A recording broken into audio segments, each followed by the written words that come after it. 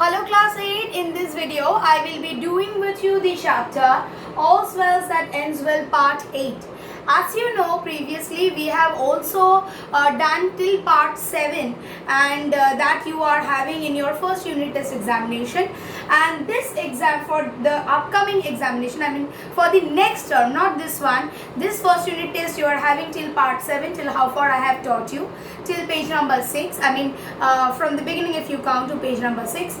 And after first unit test, the next exam that you're going to have, the second unit test, so that exam will be continuing from part 8, or you may have the full syllabus for your examination, full All's Well That Ends Well. Okay, so please take out to page number 160.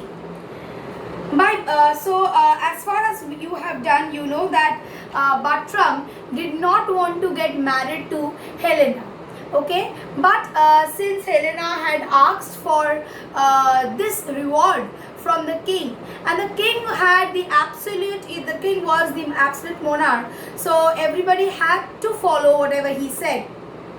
He made sure that if he had promised something to someone, that person should obey that, and he made Bartram marry Helena. But Bartram, however, is not at all interested in marrying Helena at all. Okay, because he according to him, Helena was just a lady who was the attendant of his mother. Okay, Helena was no sooner married than she was desired by Bartram to apply to the king for the leave of the absence from the court. When she brought him the king's permission for his departure, Bartram told her that he was not prepared for this sudden marriage. So Bartram made Helena, talk to the prince and allow him, to grant a leave. So when Helena went to the king and got the permission back from him and gave it to Bartram, Bartram then said that he was not ready for this, sudden marriage, right?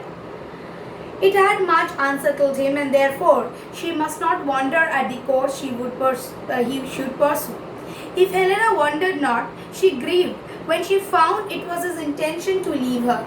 And Bartram said that since Bartram was not at all prepared, so after this, what Bartram will do, that should not stop him from doing that. Moreover, Helena could understand that Bartram was not at all interested in marrying her, and so he wanted that leave from that court, right?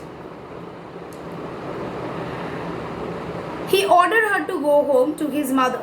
When Helena heard this unkind command, she replied, "Sir, I can nothing say to this, but that I am your most obedient servant, and shall ever, with true observance, seek to eke out that desert where my homely stars have failed to equal my great fortunes."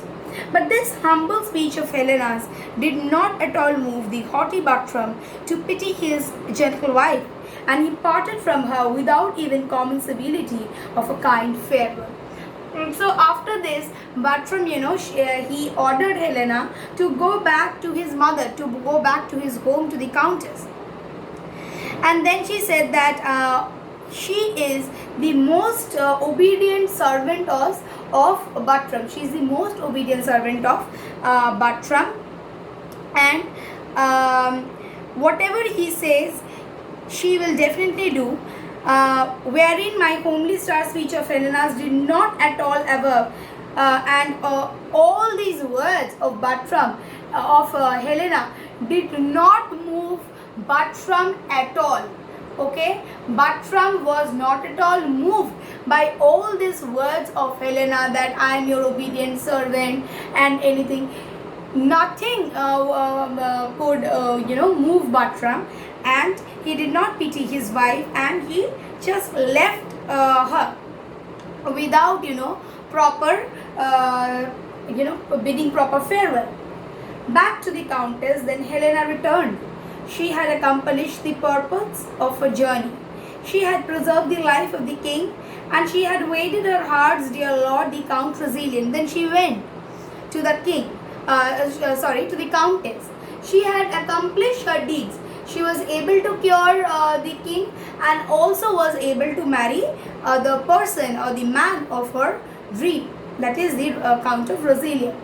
But she returned back a dejected lady to her noble mother-in-law, and as soon as she entered the house, she received a letter from Bartram which almost broke her heart. So after this, when she went to the house, she received a letter from Bartram, and the letter broke her heart completely. The good countess received her with a cordial welcome, but the countess was very good. She, received her with cordial welcome.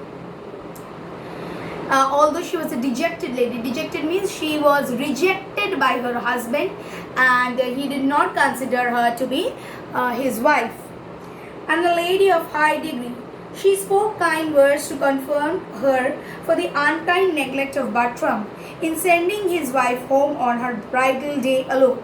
And the countess was also very angry because Bartram had sent his wife just on the night of their wedding, and all alone. So the countess was also very upset with him.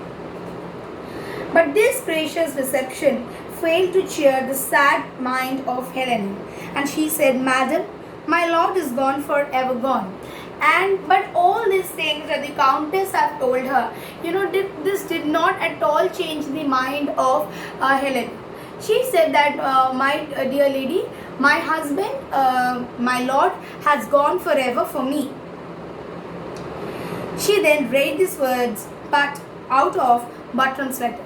So as I have told you, Bartram had given her the letter, and she read out the letter from Bartram's letter. She read out the words, and that said, "When you get the ring from my finger, which never shall come off, then shall call me husband, but in such a then I write never." So if you are able to take out the ring, so this is the ring in my hand, like that. If you are able to take out the ring from my hand, okay, then only I will be, you can call me your husband. Other than that, you cannot call me your husband. Now, without my acknowledgement, how can anybody, for example, this ring that I have, can you ever take out this ring without my noticing it? No. And that is what indirectly Bartram wants to say, that if you are able to take out this ring from my hand, then only you can call me your servant, your husband. Otherwise, you cannot call me your husband, and I will not write to you ever. Right? Now, how can a person take out the ring from another person without the acknowledgement? And this actually means that he will never return back to her as her husband. So students, this much for today. In my next video, I shall continue with the next portion of the play, All's Well That Ends Well. Thank you.